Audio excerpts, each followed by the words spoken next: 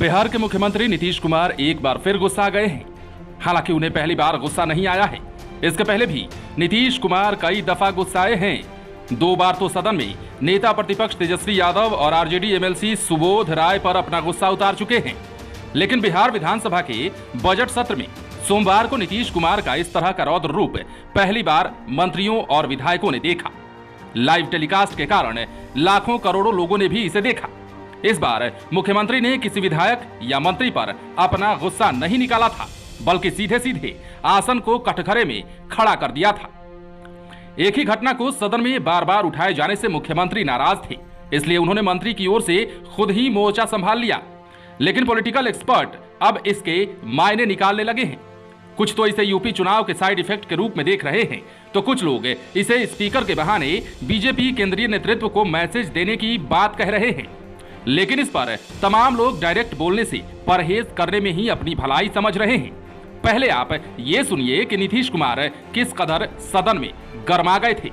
आप इसके बाद फिर बताइए। अरे ये क्या बताएंगे, ये तो आपको बता ही रहे हैं। अब सुन लीजिए, अगर ये बात हुई है, मैं निश्चित रूप से आज भी पूछूंगा डिपार्टमेंट से, आज भी मैं पूछूंगा कि इतना तेजी से क्या कोई दिक्कत हुई है। मैं इसके बारे में इसके बारे में पूरी जांच करूंगा। आज हम कोई दे रहे हैं कि जो जवाब दिए जब इनको हम ऑथराइज किए, आज हम देखेंगे। लेकिन कृपा करके इन सब चीजों के बारे में ज्यादा नहीं करिए, ये सब करना अच्छी बात नहीं है। तो इसलिए हम इतना ही कहेंगे, आग्रह करेंगे कि जो चीज जिसका अधिकार है और जो चीज जो करना है, हाउस में कुछ भी पूछ सकते हैं, हाउस में जवाब दिया जाता है। लेकिन किसी भी चीज के मामले में वो रिपोर्ट कोर्ट का नहीं है, ये सॉरी कोर्ट नहीं है, इस हाउस का नहीं है, रिपोर्ट कोर्ट में जाता है। इसलिए इस बात को अच्छी तरह याद रखिए कि जो चीज बना हुआ है, संविधान में जो व्यवस्था है, कौन सा काम किसको करना है, वो बहुत ज्यादा निर्धारित है और उस निर्धारण के हिसाब से ही चलना चाहिए। और पहली बार हम देख रहे हैं, इतने दिनों से हमको एमएलए के रूप में भी रहने का काम मिला है, ये चौथी बार हमको यहां पर काम करने का मौका मिल रहा है, ये पहली बार हम देख रहे हैं। ऐसा तो आज तक कभी हुआ ही नहीं, ऐसा नहीं होना चाहिए। इसलिए हम हाथ जोड़ करके प्रार्थना करेंगे कि अगर इसके बारे में कोई भ्रम है तो फिर बातचीत करेंगे हम। और कहीं भी कोई भी डिले है किसी इन्वेस्टिगेशन में, हम सारे मामलों में आज ही हम मीटिंग बुलाएंगे और आज ही हम कहेंगे किसी चीज में कितने में तुम्हारा इन्वेस्टिगेशन में कितना समय लगा और इन्वेस्टिगेशन ससमय किया जा रहा है कि नहीं किया जा रहा है, सब चीजों को जरूर पूछेंगे। अभी मंत्री जी ने बता दिया कि इसके बारे में पूरा देखा जा रहा है और इसको किया जाएगा। तो इस बात को ध्यान रखिए, हाउस में हर चीज को आज नहीं फिर कल ये हाउस। तो आपने सुना कि मुख्यमंत्री नीतीश कुमार सदन में विधानसभा अध्यक्ष विजय कुमार सिन्हा पर किस तरह आक्रोशित हो गए थे। लेकिन जहां से यह मामला शुरू हुआ है, पहले उसके बारे में जान लेते हैं। अब लखीसराय का मामला हुआ था, तब स्पीकर विजय कुमार सिन्हा ने थानेदार को किस तरह रगड़ दिया था, उसको भी सुन लीजिए। अभी बताइए कि इस तरह के जो लोग हैं उसको क्या मतलब कि ठीक है कार्रवाई होनी चाहिए, तो 200 लोग हैं, 200 लोग को जेल भेजिएगा, इतना वहाँ पर लोग हैं। वहाँ पढ़ने वाला लड़का था सर, सब जितना विद्यार्थी सबको जेल भेजिएगा ना। इन्वेस्टिगेशन में संलिप्त सर जैसा, अरे इन्वेस्टिगेशन में क्या होता है हम लोग नहीं समझते हैं जी। अगर जो ईमानदारी से इन्वेस्टिगेशन हो तो अपराधी को तो मन के अंदर भय पैदा हो, लेकिन पैसा ले लेकर के लोग इन्वेस्टिगेशन में दफा दफा होता है। अगर जो कार्रवाई हुई है तो ईमानदारी से कार्रवाई सब पर हो। ये व्यवस्था न बने कि किसी को ले करके किसी को पकड़ के खाना पूर्ति कर दे। ये तमाशा अच्छा नहीं कर रहे हैं आप लोग। ये पूरे मामला को हम लोग संज्ञान में ले लिए हैं, बता देते हैं। और लखीसराय में जो आपने विजय कुमार सिन्हा के स्पीच को भी सुन लिया। दरअसल ये पूरा मामला सरस्वती पूजा से जुड़ा हुआ है। विजय सिन्हा का गृह क्षेत्र है लखीसराय जिला। लखीसराय विधानसभा से ही वे बीजेपी के विधायक भी हैं। सरस्वती पूजा के दिन उनके 2 समर्थकों को पुलिस ने गिरफ्तार कर लिया था। दोनों समर्थक बीजेपी के वर्कर बताए जाते थे। बता दें कि इसे लेकर बवाल तब मचा जब वहां का एक वीडियो तेजी से वायरल हुआ। हालांकि इस वीडियो की लाइव सिटीज पुष्टि नहीं करता। इस वायरल वीडियो में कुछ बार बालाएं डांस कर रही थी। डांस के दौरान कुछ लोग हथियार लहरा रहे थे। सोशल मीडिया पर इस वीडियो के वायरल होते ही पुलिस की नींद खुली। इसके बाद पुलिस ने एक्शन लेते हुए 2 युवकों को गिरफ्तार कर लिया। वे दोनों सांस्कृतिक कार्यक्रम देखने पहुंचे थे। ये मामला विजय सिन्हा के पास पहुंचा। दोनों युवकों को निर्दोष बताते हुए उन्होंने पुलिस की इस कार्रवाई पर सवाल उठा दिए। उन्होंने दोनों युवकों की गिरफ्तारी को राजनीति से प्रेरित बताया। थानेदार को आड़े हाथों लेते हुए कहा था कि राजनीति ना करो, यही तुम्हारे लिए ठीक रहेगा। यह अच्छी बात बिल्कुल नहीं है।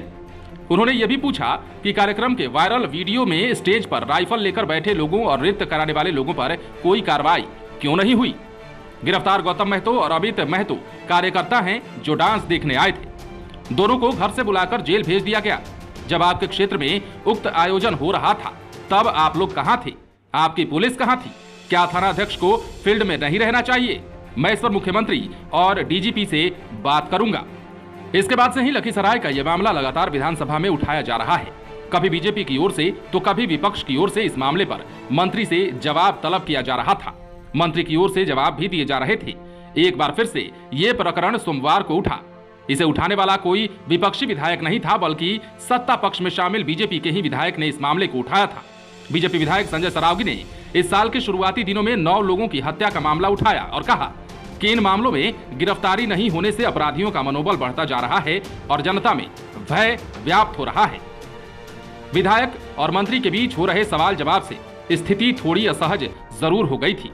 इस बीच मुख्यमंत्री नीतीश कुमार वहां पहुंच गए और अपना सारा गुस्सा आसन पर निकाल दिया। मुख्यमंत्री ने कहा, आप संविधान का खुलेआम उल्लंघन कर रहे हैं। इस तरह से सदन नहीं चलने वाला है। एक ही मामले को रोज रोज उठाने का कोई मतलब नहीं है। इस मामले में विशेषाधिकार समिति जो रिपोर्ट पेश करेगी, हम उस पर जरूर विचार करेंगे। हमारी सरकार न किसी को बचाती है और न ही किसी को फंसाती है। बाद में सीएमओ के ट्विटर हैंडल से पोस्ट किया गया, लिखा गया कि न किसी को फंसाया जाएगा और न ही किसी को बचाया जाएगा। साथ ही साथ इस बात का भी भान रहे कि संविधान, स्वाभिमान, अधिकार और आत्मसम्मान का हनन नहीं होगा सहन।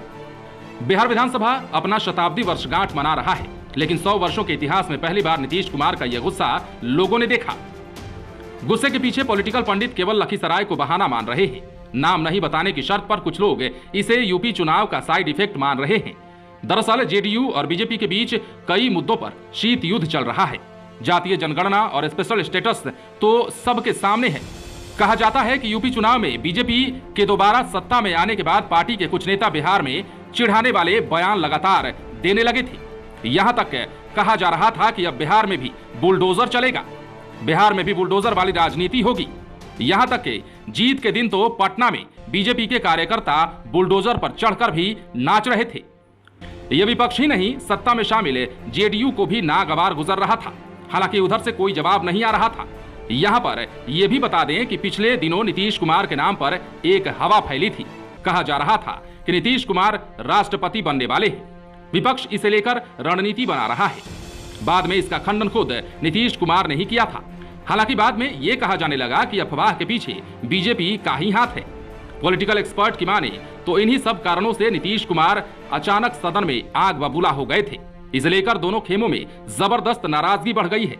कहा जा रहा है कि स्पीकर विजय सिन्हा काफी नाराज हैं। दूसरी ओर स्पीकर के पक्ष में पूरा विपक्ष उतर आया है। वे लोग लगातार हंगामा भी कर रहे हैं। बहरहाल बिहार के पॉलिटिकल पंडित गुणा भाग करने में जुट गए हैं। नीतीश कुमार के इस गुस्सा का मायना निकाल रहे हैं। खेमेबाजी भी शुरू हो चुकी है। एक पक्ष स्पीकर के पक्ष में उतर गया है और नीतीश कुमार को दोषी ठहरा रहा है, जबकि दूसरा पक्ष स्पीकर को दोषी ठहरा रहा है।